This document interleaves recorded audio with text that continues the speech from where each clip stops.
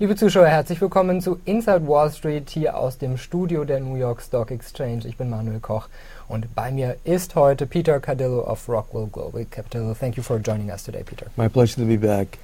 Peter, we saw the Apple stock Wednesday, Thursday under pressure, under $400, and we remember the all-time high last September, $700. So where are the $300? Well, you know, psychologically that's a negative, and it's certainly weighing on the market. So there's a host of negative factors that are coming into play, and I believe the market is now in a corrective stage. Do you expect if Apple would launch new products like an iWatch, iTV, that the stock will go up soon? Well, I really don't comment on individual stocks, so I can just simply say that the market would look at whatever they come out with. Mm-hmm. On Wednesday, we saw the beige book of the Fed.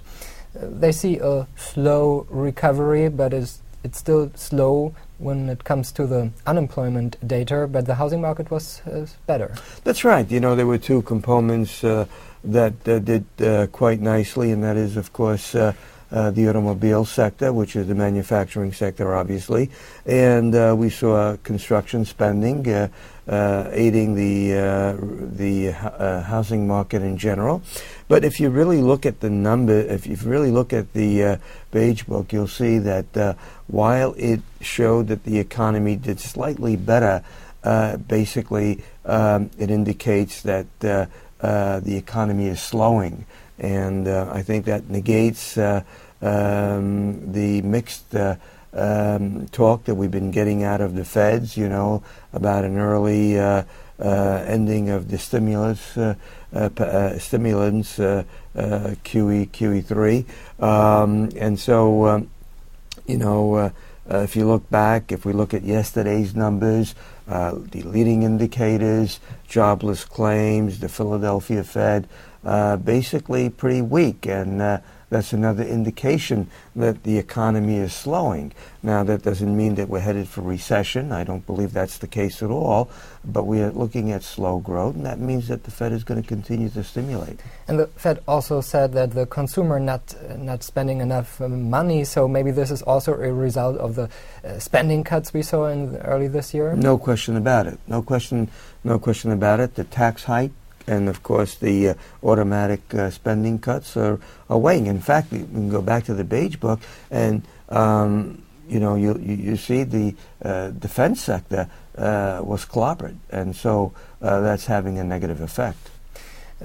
We saw this week also the bomb attacks in Boston. You are here on the floor for so many years on Wall Street. You have seen 9/11, now this. Is this always an uncertainty which is bad for the market? There's no question about it. You know, it poses an uncertain period, and of course, you know, just when you think that you may have overcome that problem, obviously something happens, and we saw that the other, you know, on Wednesday, on Tuesday when the attack took place. But again, you know, it didn't have a major impact when that news came out. It just accelerated the downward trend, but it's not really having a long-lasting effect as 9/11 did. Could it have maybe an effect on the security market in the U.S.? Will we see more security on the airport? Oh, absolutely. You know,